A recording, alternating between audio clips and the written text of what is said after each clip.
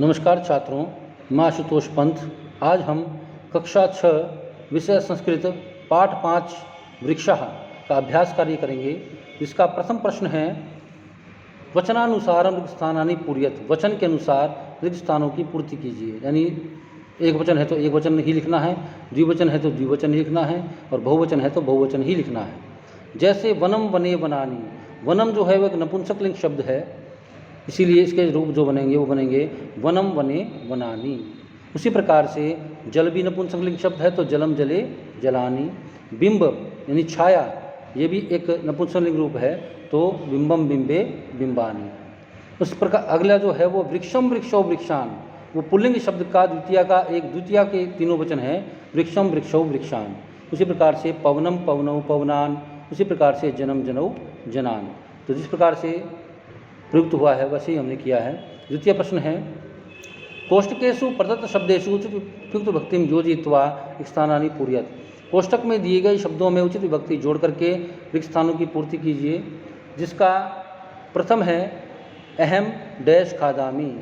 मैं खाता हूँ क्या? रोटिकाम खादामी, रोटी खाता हूँ।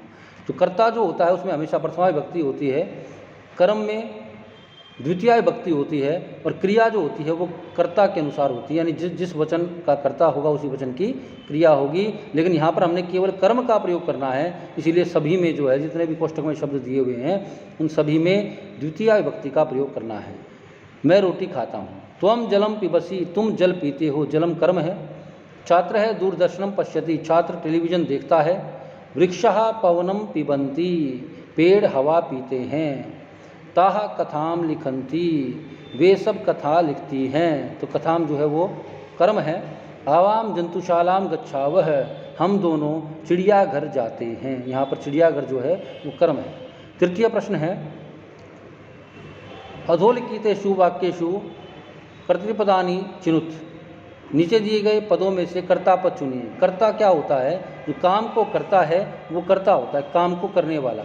जैसे प्रथम है, वृक्षः नभः शिरस्सु वहन्ति, पेड़ आकाश को सिर पर ढोते हैं। तो पेड़ जो है वो करता है, काम को करने वाले हैं, तो वृक्षः पेड़ जो है वो करता है। अगला है, विहगाः वृक्षेषु कूजन्ति, पक्षी पेड़ों पर कूकते हैं। तो पक्षी जो हैं वो करता है, तो इसीलिए यहाँ विहगा करता आ गया। पयो दर्पणे वृक्षः स्वप्रतिबिंबम पश्यन्ति, जल रूपी दर्पण में पेड़ अपनी छाया देखते हैं। तो पेड़ जो है वो करता है इसके अंदर भी, तो वृक्षः कर्ता जो है अलग हो जाएगा। कृषकः अन्नानि उत्पादयति, किसान अन्न उगाता है, तो किसान जो है वो करता है, कृषकः।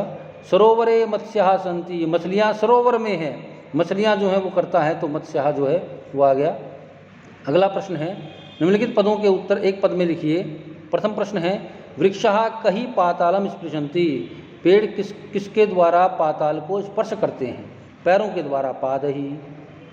वृक्षः किम रचयन्ति, पेड़ किनकी रचना करते हैं? वनम, वन की। विहगः कुत्र आसीनः, पक्षी कहाँ बैठे हुए हैं? शाखा दोलायाम, शाखा रूपी झूले पर, दोलायाम झूले को कहते हैं।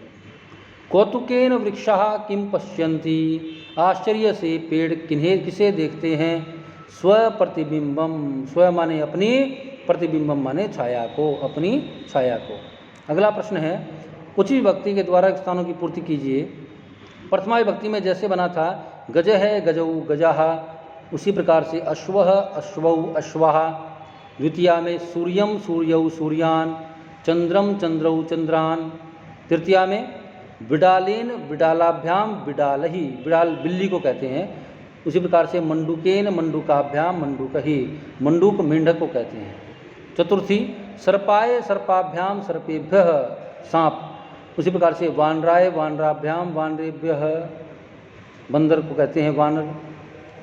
पंचमी में मोदकात मोदकाभ्याम मोदकेभ्यः, मोदक लड्डू को कहते हैं। उसी प्रकार से वृक्षात वृक्षाभ्याम वृक्षेभ्यः। षष्ठी में जनस्य जनयोः जनानाम, उसी प्रकार से शुकस्य शुकयोः शुकानाम, शुक तोते को कहते हैं। सप्तमी में शिक्षके शिक्षकयोः शिक्षकेषु, उसी प्रकार से मयूरे मयूरयोः मयूरेषु, मयूर मोर को कहते हैं। संबोधन में हे बालक हे बालकौ हे बालकः, उसी प्रकार से हे नर्तक ये नर्तकौ ये नर्तकः। नर्तक नाचने वाले को कहते हैं। अंतिम प्रश्न है, भिन्न प्रकृति पदम चिनुत, अलग प्रकृति पद चुनना है जो इनमें सबसे अलग है। प्रथम है गंगा, लता, यमुना, नर्मदा। इसमें अलग क्या किया? लता, क्योंकि गंगा, यमुना और नर्मदा तीनों नदियां हैं, लता अलग है। अगला उद्यानम, कुसुमम, फलम, चित्रम। इसमें चित्रम अलग कर दिया, क्योंकि उद्यान माने बगीचा, कुसुमम माने फूल और फलम माने फल और चित्रम माने चित्र। तो ये तीनों चीज़ तो बगीचे में होने वाली हैं, लेकिन चित्र अलग है। अगला लेखनी, तूलिका, चटका, पाठशाला। लेखनी माने कलम, तूलिका माने पेंसिल, चटका चिड़िया, पाठशाला विद्यालय। तो इसमें चटका जो चिड़िया है वो अलग है। आम्रम, कदली फलम, मोदकम, नारंगम। आम्रम आम, कदली फलम केला, मोदकम लड्डू, नारंगम संतरा। तो मोदकम लड्डू जो है उसमें अलग है मोदकम। तो इस प्रकार से ये पाठ 5 का जो हमारा अनुवाद था, जो हमारी एक्सरसाइज थी, वो पूरी हो गई है। आशा है आपको समझ में आई होगी। धन्यवाद।